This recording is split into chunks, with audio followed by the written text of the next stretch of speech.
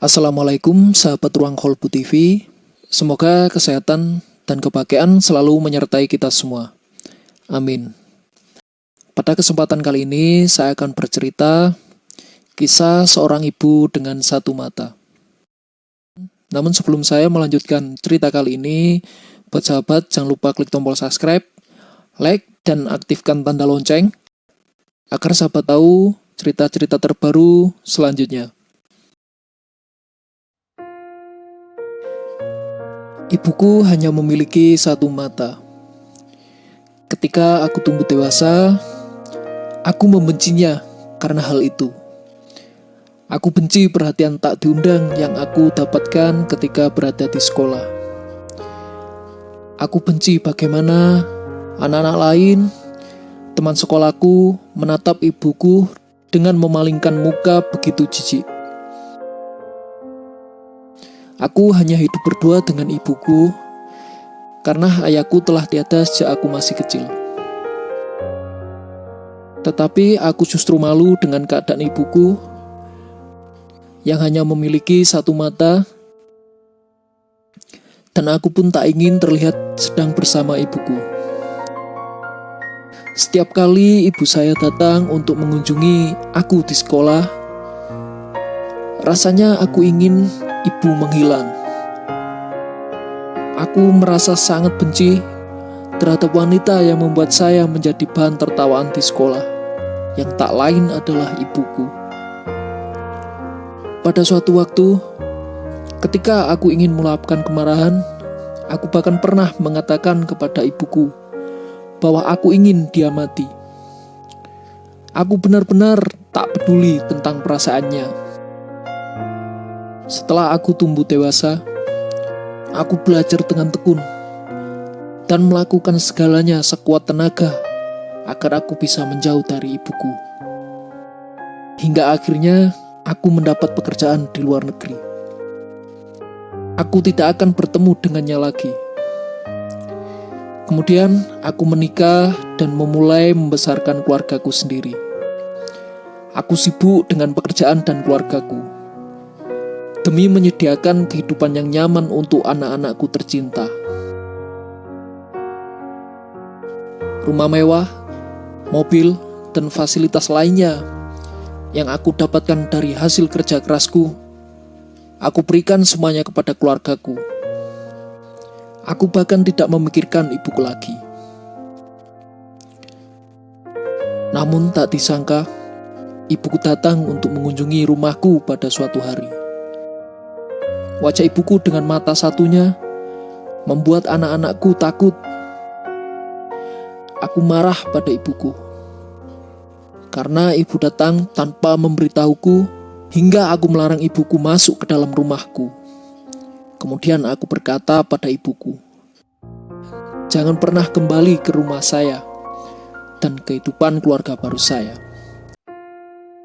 Tapi ibuku hanya diam dan meminta maaf, lalu pergi tanpa mampu berkata-kata lagi. Pada suatu ketika, sebuah undangan untuk reuni sekolah dasar waktu aku kecil membawa aku kembali ke kampung halaman. Setelah puluhan tahun lamanya, aku pergi dari kampung halamanku. Dan akhirnya aku berkendara melewati rumah masa kecilku di mana aku dibesarkan. Kemudian aku mampir ke gubuk tua tersebut, rumah masa kecilku. Mendengar aku datang, tetanggaku menghampiri dan mengatakan padaku bahwa ibuku sudah meninggal. Ia meninggalkan surat untukku. Aku buka surat dari ibuku dan aku baca. Beginilah isi surat dari ibu. "Anakku sayang, ibu harus memulai surat ini dengan meminta maaf karena telah mengunjungi rumahmu dan menakuti anak-anakmu. Ibu juga sangat menyesal karena ibu adalah wanita yang memalukan dan sumber penghinaan ketika kamu masih kecil sampai tumbuh dewasa. Ibu sudah mengetahui bahwa kamu pasti akan datang kembali ke kampung halaman ini untuk reuni sekolah dasar. Ibu mungkin tidak lagi berada di tempat ini ketika nanti kamu datang. Dan ibu pikir itu adalah waktu yang tepat untuk memberitahumu sebuah insiden yang terjadi ketika kamu masih kecil. Tahukah kamu, anakku, kamu mengalami sebuah kecelakaan dan kehilangan satu mata. Ibu sangat terpukul karena terus memikirkan bagaimana nasib anakku apabila anak ibu tercinta ini tumbuh hanya dengan satu mata. Ibu ingin kamu dapat melihat dunia yang indah dengan sempurna. Ibu memutuskan untuk melakukan operasi memberikan sebelah mata ibu untukmu. Anakku, ibu selalu memilikimu dan akan selalu mencintaimu dari lubuk hati ibu yang terdalam. Ibu tidak pernah menyesali keputusan ibu untuk memberikan mata ibu. Dan ibu merasa tenang ketika ibu mampu memberikanmu kemampuan untuk menikmati hidup yang lengkap. Dari ibumu tersayang. Setelah aku membaca surat dari ibu, air mataku menetes. Aku sangat menyesal. Diriku selalu menyalahkan diriku sendiri. Mengapa dulu aku tidak pernah sedikit pun bersikap baik pada ibuku. Aku bahkan tega menghilangkan dirinya dari kehidupanku. Padahal ibu selalu ada untukku dan rela berkorban.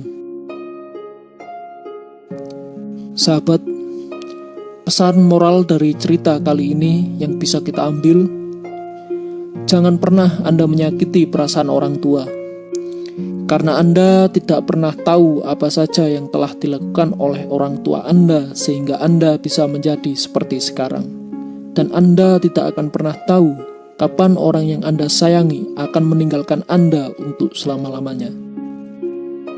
Kasih sayang orang tua pada kita tak akan tergantikan, dan sampai kapanpun kita tak akan mampu membalas kasih sayang itu. Sekian cerita kali ini. Terima kasih sahabat sudah menyaksikan sampai selesai. Sekian. Wassalamualaikum warahmatullahi wabarakatuh.